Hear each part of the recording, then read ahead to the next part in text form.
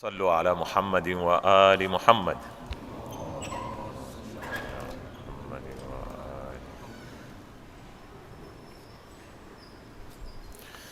أعوذ بالله من الشيطان الرجيم. بفضل الله بسم الله الرحمن الرحيم. الحمد لله رب العالمين، وصلى الله على سيدنا محمد وآله الطيبين الطاهرين.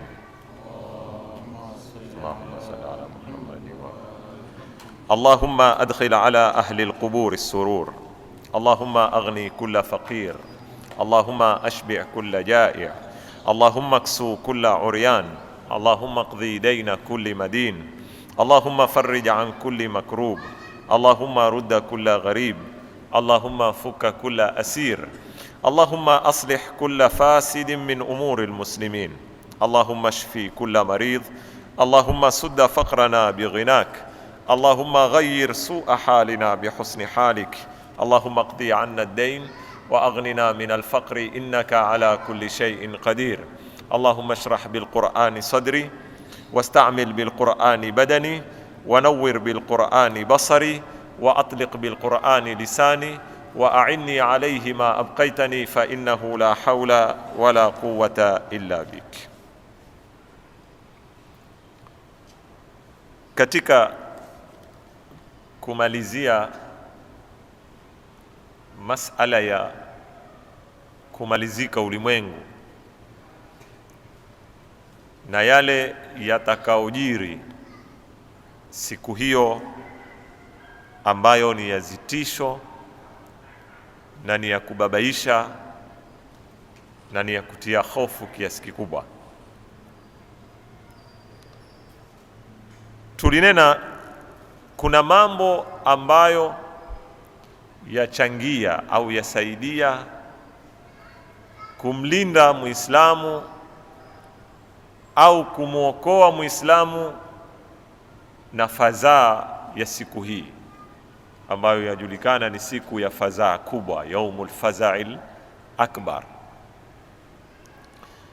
Nilizungumza jana, kuna baadhi ya sura za Qur'ani ambazo zikishikiliwa kusomwa kwa mtungo na mpangilio ule nilozungumza jana, kuna za kusoma kwenye swala, kaeleza suratu Yusuf, suratul Dukhan, suratul Ahqaf na suratul Asr. Kisha kuna mambo ambayo mwanadamu akiweza kuimiliki nafsi yake, na masala ya shahwa. Kwa jana nilisoma ile hadithi inayopokewa kutoka kwa Bwana Mtume sallallahu alayhi wa alihi wasallam, atuambia man aradat lahu fahishatun au shahwatun fajtanabaha mimma khafati Allahi azza wa jalla harrama Allahu alayhi an-nara wa amanahu min al-faza'il akbar. Mtu atakayekuweza kudhibiti matamanio yake na atakavyokuweza kupambana na uchafu wakati ukimkabili, Mwenyezi Mungu atamharamisha na moto wa Jahannam na atampa amani siku ya fadhaa kubwa. Na sitaki kuingia kwenye kutoa sababu za hukumu, kwa sababu mara nyingi sababu za hukumu anazoziua ni yeye Mwenyezi Mungu Subhanahu wa Ta'ala. Lakini tunapokitukua kifungu hiki cha kudhibiti matamaniwa, kisha tukaitukua na suratu Yusuf. Kwa nini ikataguliwa suratu Yusuf? Kwamba mwenye kushikilia kuisoma suratu Yusuf, Mwenyezi Mungu atampa amani siku ya fadhaa kubwa. Moja katika madarasa makubwa yaliyoko katika suratu Yusuf yanamfundisha mwanadamu na haswa barobaro ni vipi kuweza kudhibiti matamanio yake. Takuta yale mafungamano makubwa yaliyoko kati ya suratu Yusuf na kati ya hili suala la Bwana Mtume anaotuambia mwenye kuweza kudhibiti matamanio yake Mwenyezi Mungu atampa amani siku ya fadhaa. Ukiangalia katika ile mitihani ambayo Mwenyezi Mungu alimpa Nabii Allah Yusuf, moja ni mtihani wa mwanamke alokuwa fakhri ya mwanamke katika mji wa Masr, tajiri, mrembo, satwa, kila sampuli. Na kama nilivyoeleza katika kuifasiri suratu Yusuf, Mwenyezi Mungu alipotuambia waghallaqatil abwaba, kwamba akaifunga milango. Kwanza kuna ghallaqa, so neno ghallaqa katika Kiarabu likija bila ya shadda kwenye lamu ni kufunga kawaida, lakini likija kwa shadda ghallaqa ni kufunga zikafungika, yani zimefungwa kisawa sawa. Kisha Mwenyezi Mungu atuambia abwaba, milango, ambao leo muarikhina na mufasirina wa mafasiri wenye kunena milango 7, milango mingapi. Almuhimu ile faragha aloipata Nabii Allah Yusuf mbele ya mwanamke ambaye kihakika lau Nabii Allah Yusuf alilifanya tendo lile hana wasiwasi, kwa sababu yule mwanamke angeweza kumhami hali yoyote, lakini akamwambia maadhallah, haiwezekani. Katika ubarobaro hali ile akaweza kuyadhibiti matamaniwa yake. Katika mambo ambayo kuyakamilisha leo, jana nilikoma hapa, yanaochangia kutuokoa na fadhaa ya siku hii ni kadhmul ghaidh. Mtume sallallahu alayhi wa alihi wasallam, kama anavyopokewa na al-Imam al-Baqir alayhi salam, atuambia man kadhama ghaidhan wa huwa yaqdiru ala imdaihi hasha Allahu qalbahu amnan wa imanan yawm al-qiyama. Nini maana ya kadhmul ghaidh? Kadhmul ghaidh wamesifiwa paka katika Qur'ani, Mwenyezi Mungu amewasifu wal kadhimina al-ghaidh. Kadhmul ghaidh ni mtu aloweza kudhibiti hasira zake, na hapa tutakuja kuziona ziungo ziwili hizi muhimu. Matatizo makubwa ya ulimwenguni yote ima yatoka kwenye kiungo cha matamaniwa au kiungo cha ghadhabu. Hizi ziungo ziwili, na ndio utaona hadithi mbalimbali. Ule aenda kwa Bwana Mtume amwambia ya Rasulullah ausini, ametoka masafa atokayo huko. Mtume amwambia la taghdhab, amwambia ausini, amwambia la taghdhab, amwambia ausini, amwambia la taghdhab, mara tatu. La taghdhab, la taghdhab sisi tuweza kuiona usikasirike, ni kitu rahisi.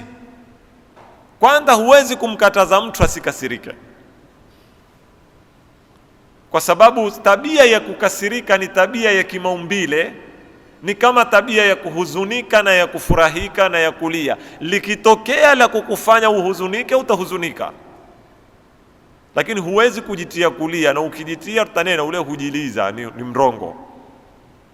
Likitokea la kukuliza litakuliza, huwezi kuikontrol, usilie. Likitokea la kukukasirisha utakasirika, na mtu asokasirika si mwanadamu, hana hisia za kibinadamu. Hapa nataka tufahamiane vizuri sana. Unapomwona mtu avundiwa heshima yake au akosewa, asikasirike, ana upungufu katika ubinadamu wake. Kama ule mshairi alituambia, man yahun yashulil hawanu alayhi mali jurhin bimayitin ilamu. Anaijidharau kisha huwa rahisi kudharauliwa, mwisho huwa kama maiti. Hata ukamtoma kwa sindano, ukamtoma kwa zisu, asikii tena utungu, sababu ule ubinadamu ushakufa. Kwa hivyo kukasirika ni maumbile kwa mwanadamu, ni kama matamaniwa. Usisikie watu wasione watu wema au mawali au mitumi walikuwa hawana shahawati, fanazo shahawati kama binadamu. Hushikwa na ndaa, hutamani mwanamke. Tofauti yao na sisi ni kwamba wao waweza kuzikontrol zile hisia.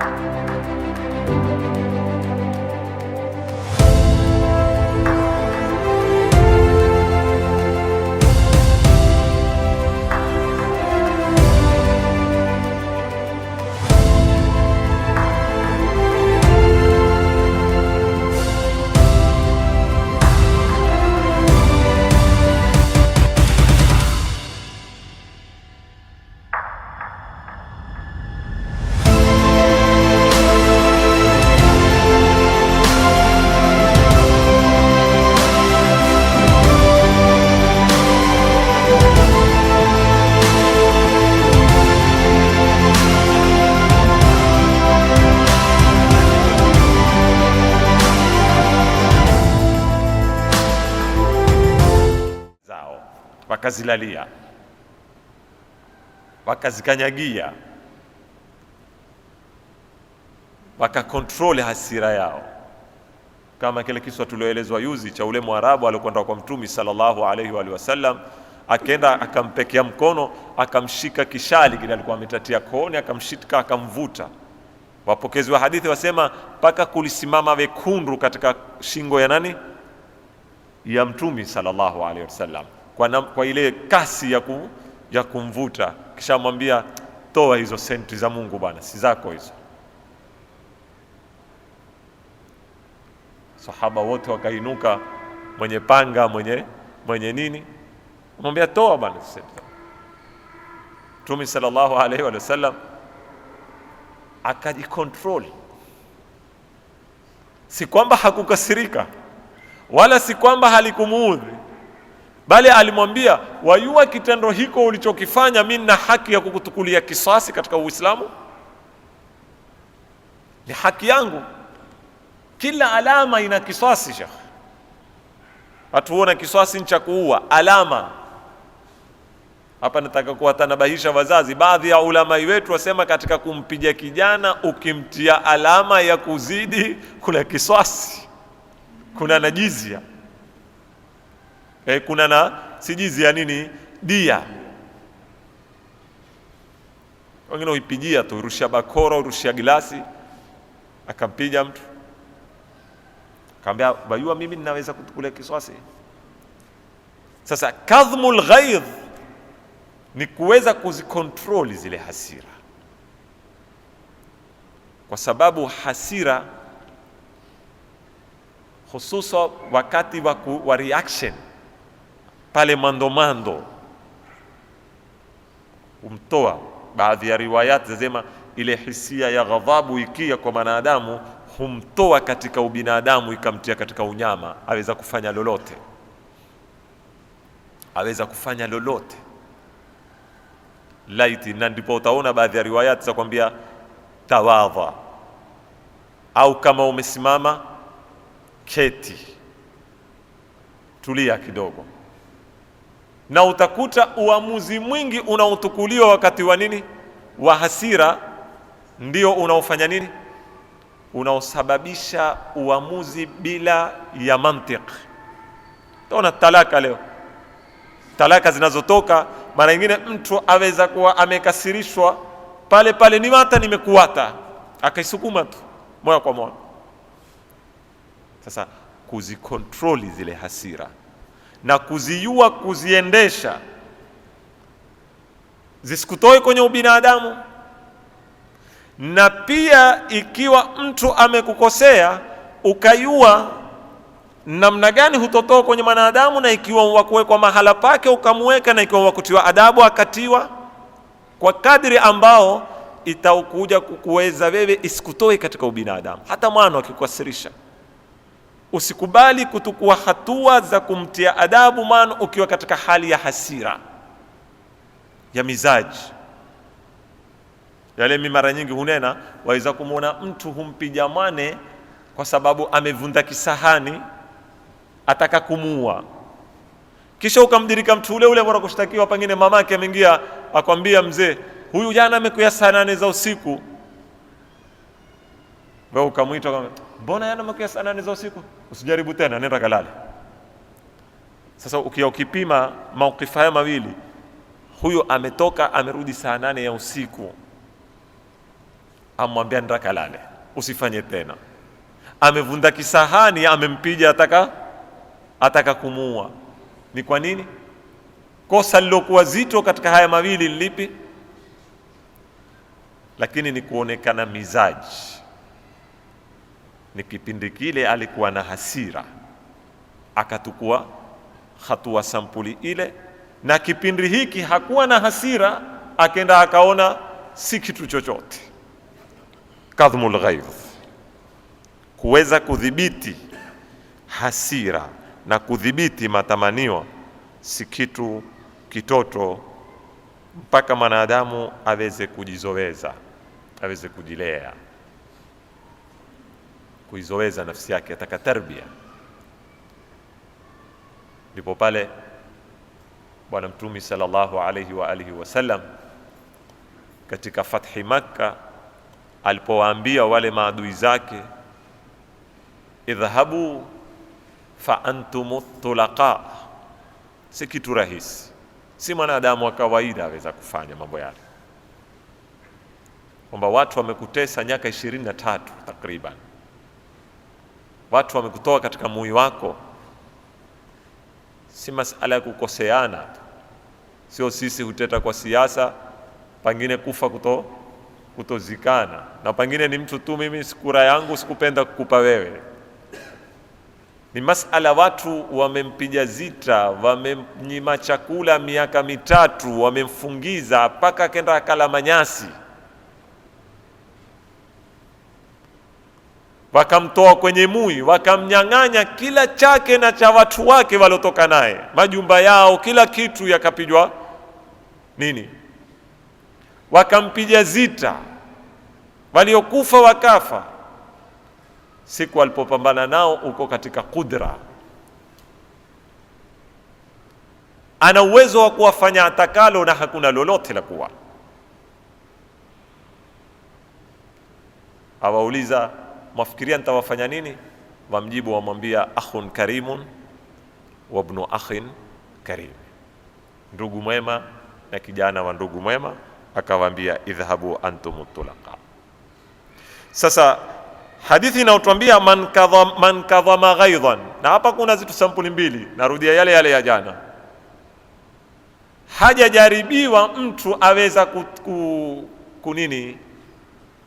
kudhibiti matamanio yake ikiwa hajatiwa kwenye mazingira ya kutestiwa matamanio.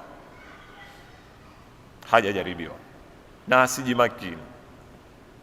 Leo mathalan kuna baadhi mpaka ya mashekhe pengine wameketi katika hauzati miaka 20-30, hainui kitu, tasbihi saa zote na nini. Walipotoka kwenye mazingira yale, walipoingia kwenye mahali ambapo hasa hakuna tena zile protokolati sijui na nini za kihauza na nini, wamekwenda kufanya mambo hayaeleweki kitu wala maguu. Mashekhe, maulama, kwa sababu alikuwa hajatestiwa. Lakini alipotestiwa sasa ikaonesha namna ile. Na pia masala ya kusita hasira, so umempiga mtu au mtu amekutukana, humwezi, humcha, huwezi kumfanya lolote, kisha kumwambia bahati yako mmezilia hasira zangu, wajiteza shere. Hadithi yatuambia, man yakdhimu ghaidhan wa huwa yaqdiru, anaisita hasira na yeye aweza lau ataka kutekeleza hasira zile. Wa huwa yaqdiru ala imdaihi, kama pale Mtumi ni raisi wa daula, amepindua nchi, yeye sasa hivi majeshi yote yako chini yake, yangoja amri yake. Lau alena nitaka wakatwe kiungo hawa watakatwa. Ile ndio tunaoitwa al-afu inda al-maqdira, wakati una satwa mkononi, waweza kufanya leo utakalo, ndipo unaposamehe. au ndipo unaposema sasa na control hasira zangu. Lakini sio control ya hasira kama leo ukimwangalia jamaa pengine amekugonga ndiani, ukizunguka umezunguka na hasira wamtaka moyo kwa moyo, ukizunguka ukimwangalia kipande cha mtu. Ni mathalan, yani natoa kama mfano, umepishana na mtu barabarani, amekupiga kikumbo, amekutupa kwa tano, wewe umepanic, umezunguka mzima wataka kumla. Ukizunguka namna hii umemwona jamaa kofi lake tu huliwezi, umesinyaa taratibu, kisha umwambia wal kadhimin alghaidh. Bahati yako Mwenyezi Mungu ametuambia tusite nini? Tusite hasira. Ungalinitambua ukashikandia ukaenda zako, hata wajiteza shere. Sio kwa sababu ya kuziweza kuzikontroli hasira zako si Mwenyezi Mungu, ni kwa sababu ni jamaa umeona akushinda nini? Akushinda nguvu. Ndio watuambia man kadhama ghaidhan, mwenye kuzidhibiti hasira, wa huwa yaqdiru ala imdaihi, na yeye aweza kitaka kuzitekeleza, hasha Allahu, Mwenyezi Mungu atamuyaza. Hii ndio yatawasaidia na kihasho, ndio hashai. Mwenyezi Mungu atamuyaza qalbahu amnan wa imanan, atamuyaza moyo wake amani na imani, yaum alqiyama, siku ya kiyama. Katika mambo natasheka na hili, ni mambo mingi, lakini natoa kama mfano la mwisho yanayosaidia sana katika masala ya Mwenyezi Mungu kutulinda na alfazaul akbar, fazaa kubwa ya siku ya kiyama, ni ighathatul malhuf. Ighathatul malhuf, kumsaidia, kumwokoa ambaye ameemewa. Tukitaka kuzungumza kwa lugha za kuweza kueleweka, ambaye ameemewa na jambo, ameemewa na ulimwengu, ameemewa na matatizo, ameemewa na dhulma, ameemewa, yani yule ambaye amebanwa, ako mahala ataka yoyote, kama aliyoko baharini huzama, ukampekea mkono ukamtoa katika hali ile.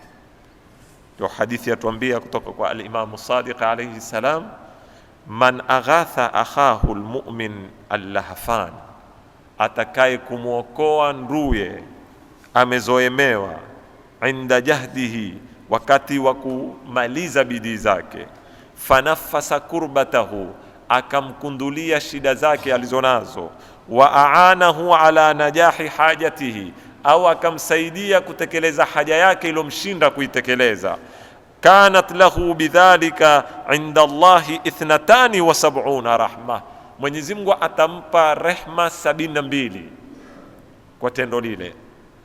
Yuajjalu minha wahida, moja katika 72 Mwenyezi Mungu atamlipa haraka, hataungoja akhira. Mimi nimewahi kuyazungumza, kuna madhambi ndugu zangu, kuna na amali njema. Mwenyezi Mungu amekula kiapo, hasubiri akhira, malipo yake ni hapa duniani, yataanza. Yako mambo kama haya. Moja ni hili, moja ni masala ya kutii wazazi au kuwa asi wazazi, hukukul walidain. Haicheleweshwi, ni hapa duniani. Kanat lahu bidhalika 72 rahma min Allah, yuajjalu lahu minha wahida, ambao moja atakao kukuharakishia Mwenyezi Mungu ni kukutengezea wewe maisha yako. Wakati unapompatia mkono mwenzako amezoshindwa kuinua guu kupanda kitaraja cha pili, ukamuinua ukampandisha. Amezoshindwa, uko kwenye shimo hajui atatoka vipi, ukampa mkono ukamtoa.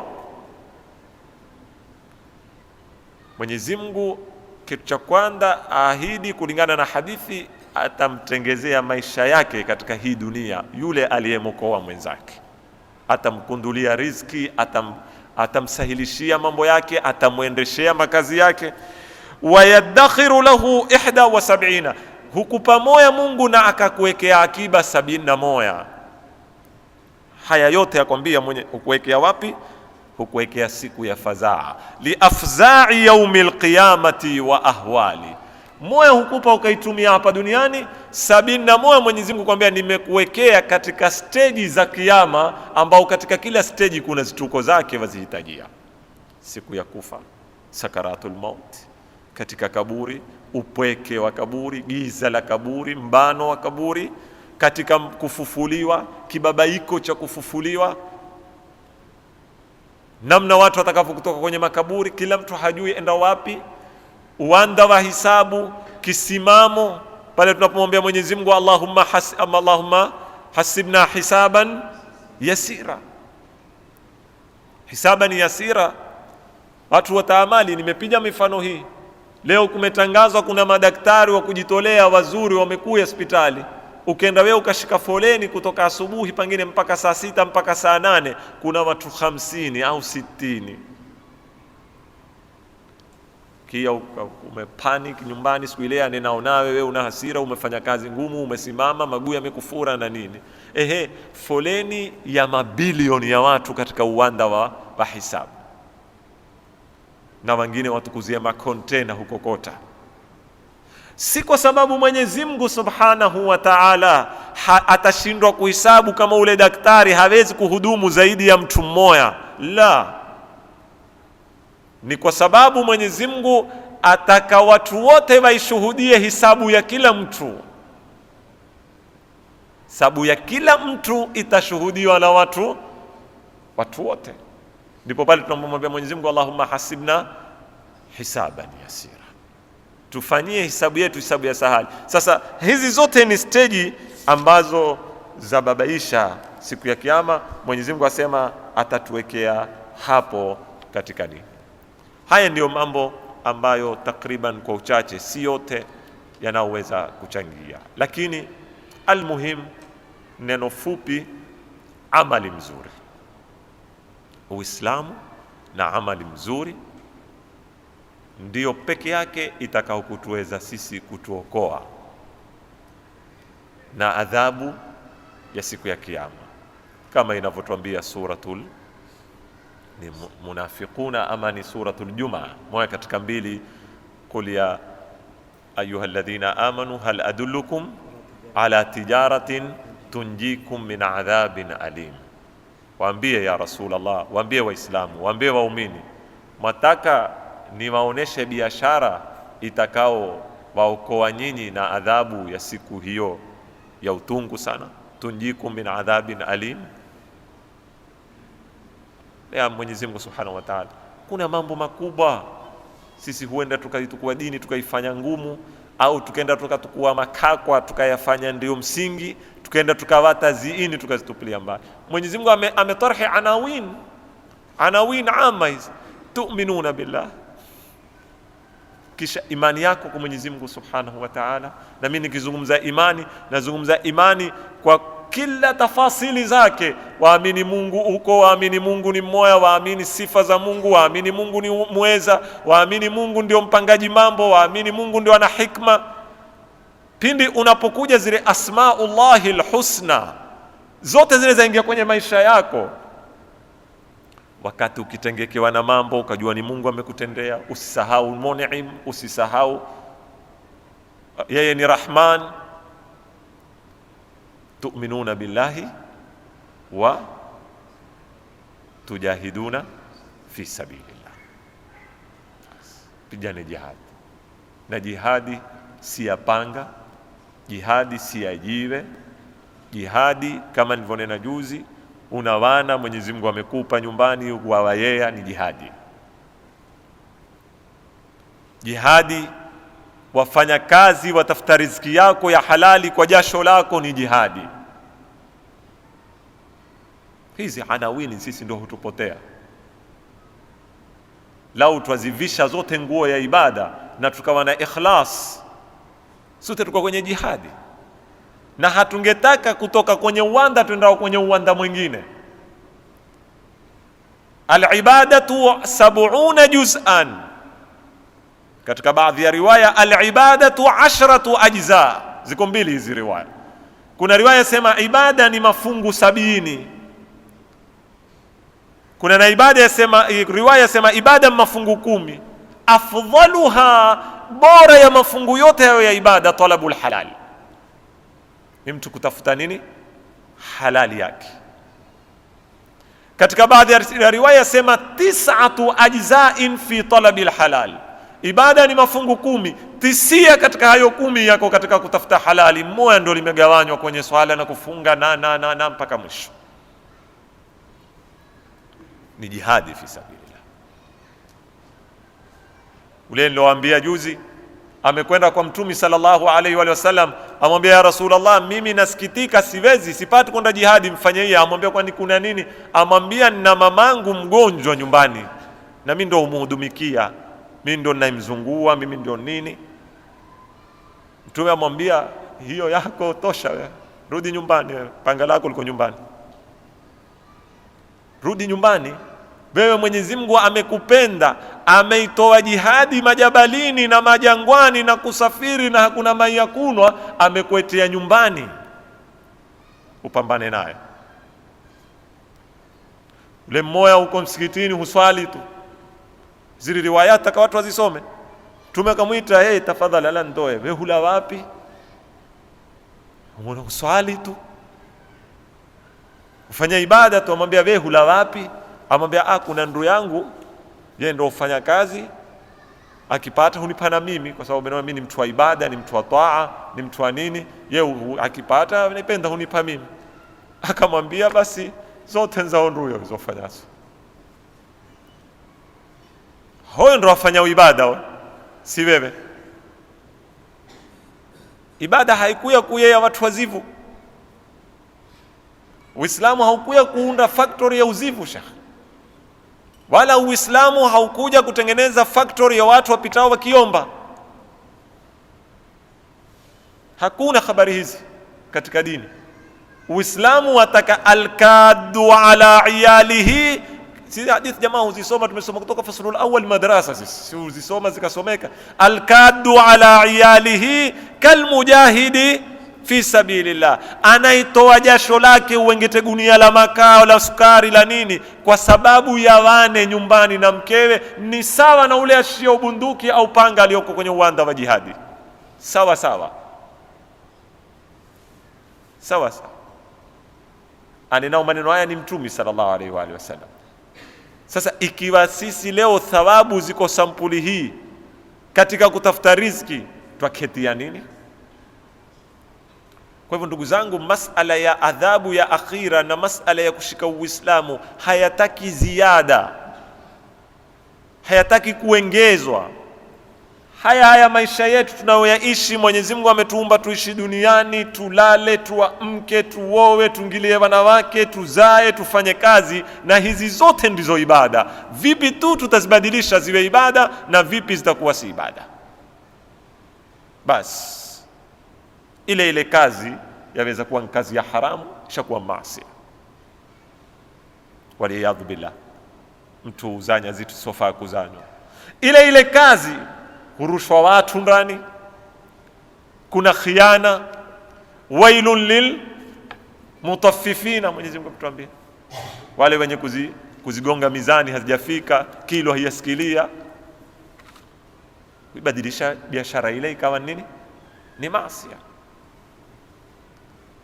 Hapa ndipo sisi tunapohitaji leo kupiga msasa Uislamu wetu na kuangalia maisha yako wapi na ibada iko wapi. Uislamu umekuja kuyabadilisha maisha yako, kuyafanya ibada. Haukuja kukutoa katika maisha kukupeka katika ibada. Hapa taka tufahamiane vizuri sana. Uislamu umekuja kuyabadilisha maisha yako yawe nini? Yawe ibada. Haukuja kukutoa katika maisha wende katika nini? Katika ibada. Hakuna kugura, hakuna kuyagura maisha. Ni haya maisha ya challenges, ya kuishi barabarani ukapambana na munkar, ukapambana na maovu, ukawa waamrisha munkar. Ushabadilisha we maisha yako kwa ibada. Atasikiza hakusikizi, yatabadilika hayabadiliki, shauri zake, kutapambana kwenye mizani huko. Mimi akaunti yangu metia, mimi nimetoa qaulun ma'rufun sadaqa, qaulun ma'ruf, bwana hivyo ufanyavyo sivyo, ni sadaqa. Bwana tafadhali mimi nakuomba ufanye kadhaa, mbona umeanza kusoma, mbona hufanyi kazi, mbona kadhaa, ni sadaqa. Tangamana na watu. Uislamu haukuja kutuepusha kuishi pweke, hata kama kuna hoja ya ufisadi, hata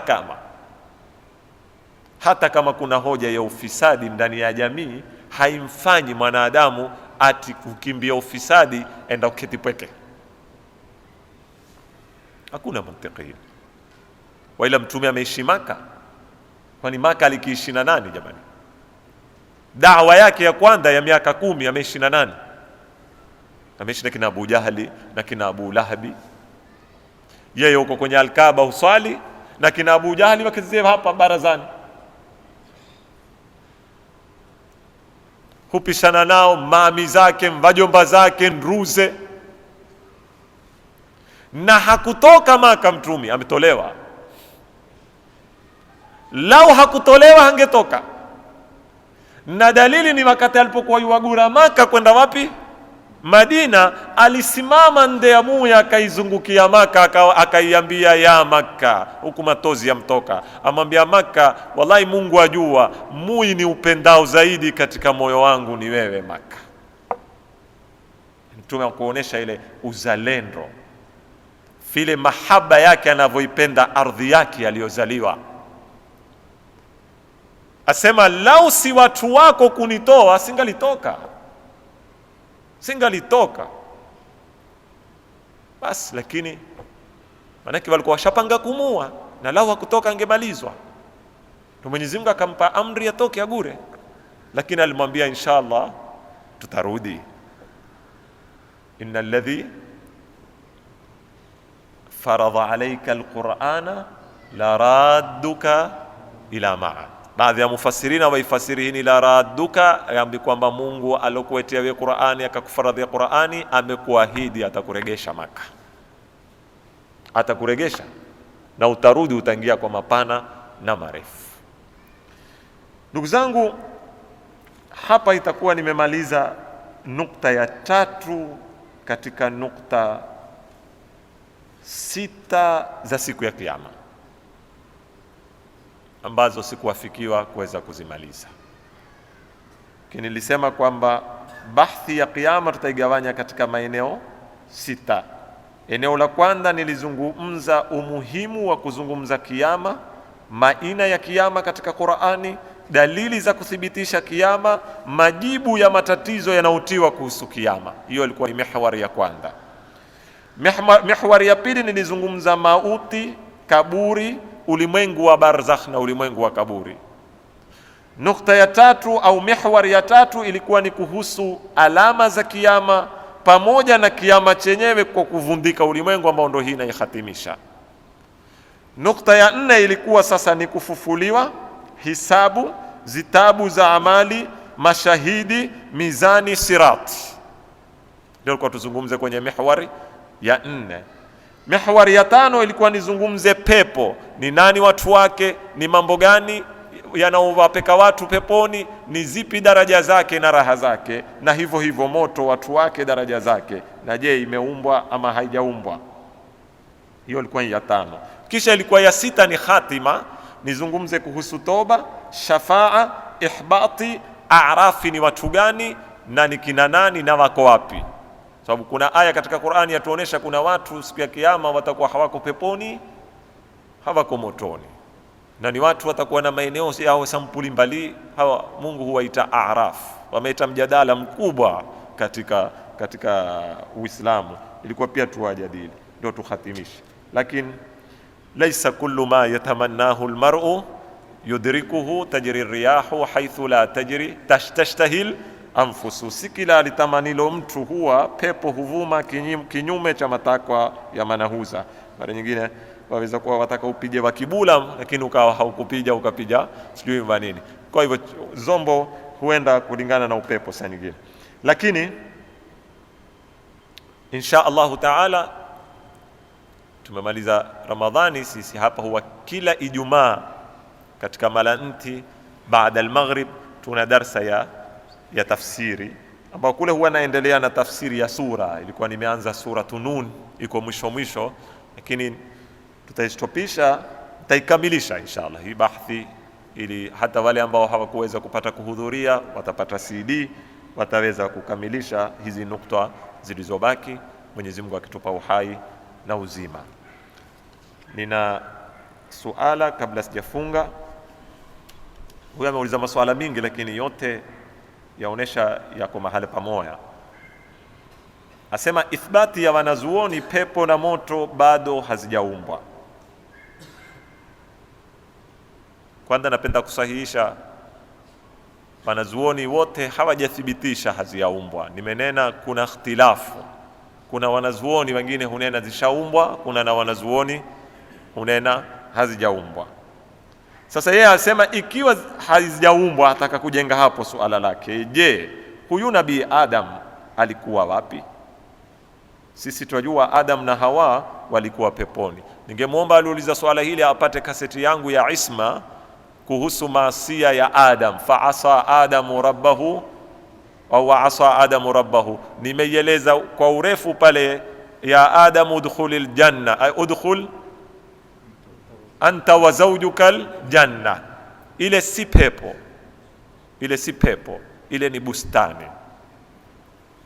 Si pepo kwa maana ya pepo ile tunaozungumza. Wanazuoni wengi wasema ile ilikuwa ni bustani tu, kwa maana ya lugha, si kwa maana ya pepo. Adam alikuwa pepo gani ama sayari gani? Hakuwa pepo hii tunataka kuizungumzia ya kiyama, alikuwa ni sampuli ya pepo, ni bustani. Na ama alikuwa sayari gani, siwezi kukujibu kwa sababu zitu haziko wazi, lakini kwa mujibu wa aya hakuweko ardhini,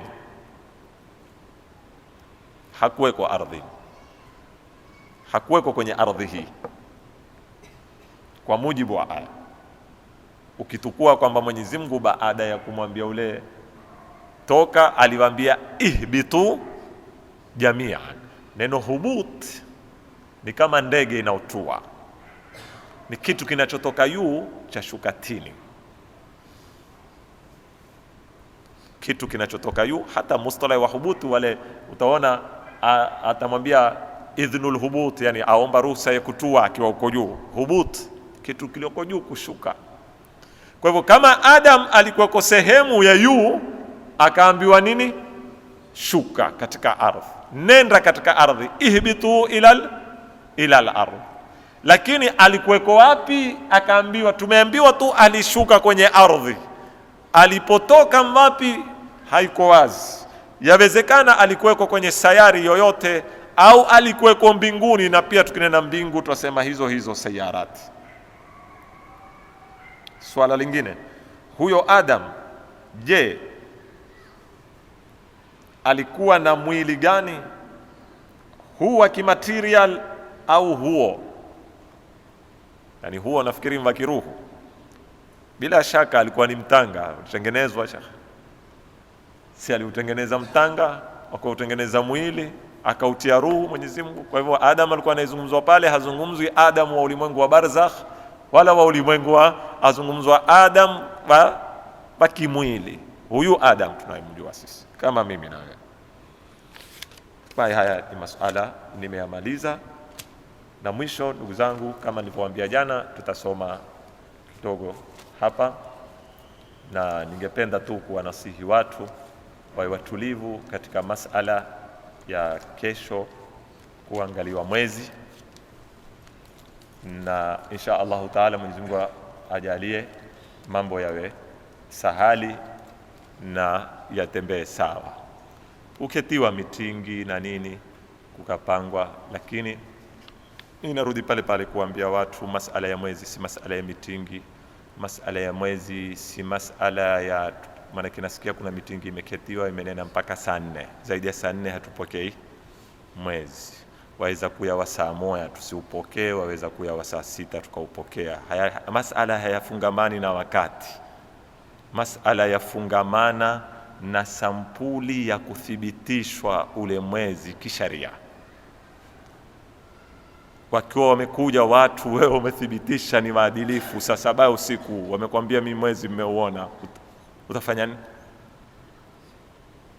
Tuzungumzeni mambo kisharia. Watu wamekuthibitishia, umepata ithbati wewe binafsi personal. Una watu mathalan kama 5 wewe kwako hawaneni urongo, wamekwambia wewe personal, sikwambii kutangaza mimi, wewe personal. Wamekuthibitishia saa 7 usiku mwezi umeonekana, utafanya nini?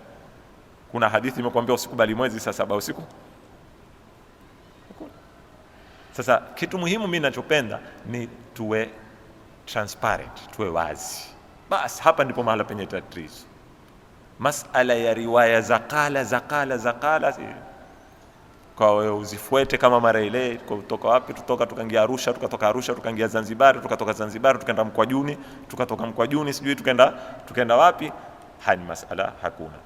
Kwa hivyo ni zitu ziwe wazi, imethubutu vipi, ni nani umethubutu, uye saa 1, uye saa 2, uye saa 3, uye saa 4, uye saa yoyote. Ala kuli hal, tumuombe Mwenyezi Mungu. Kitu ninachoomba watu wafanye bidii kuangalia mwezi na kulingana na hisabu za kibinadamu.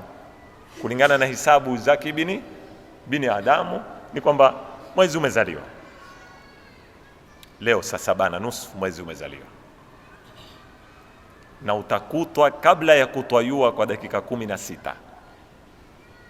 Kwa hivyo hakuna uwezekano mahala popote duniani leo kuonekana mwezi kulingana na utaalamu.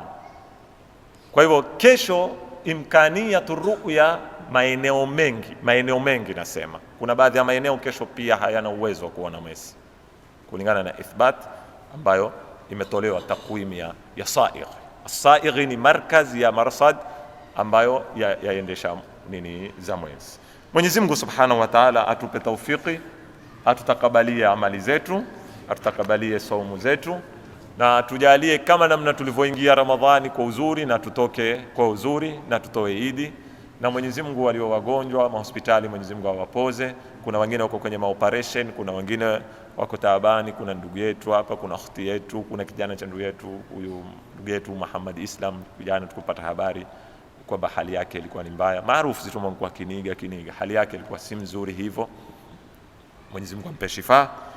Na nitawaomba kidogo kwa hizo dakika zilizobakia tusomeni suratu Yasin kwa sauti moja, na tuwatunukie wale ambao wametutangulia katika darul akhira, kuanzia wazazi wetu, walimu wetu, na wale waliokufa jana, ambao mmoja katika wazee ndinena ni katika maratibu darasa hili, huwa hakosekani wakati alipokuwa na afya yake. Wa ila hadratin nabii sayyidina Muhammadin Mustafa al-Fatiha. Bismillah.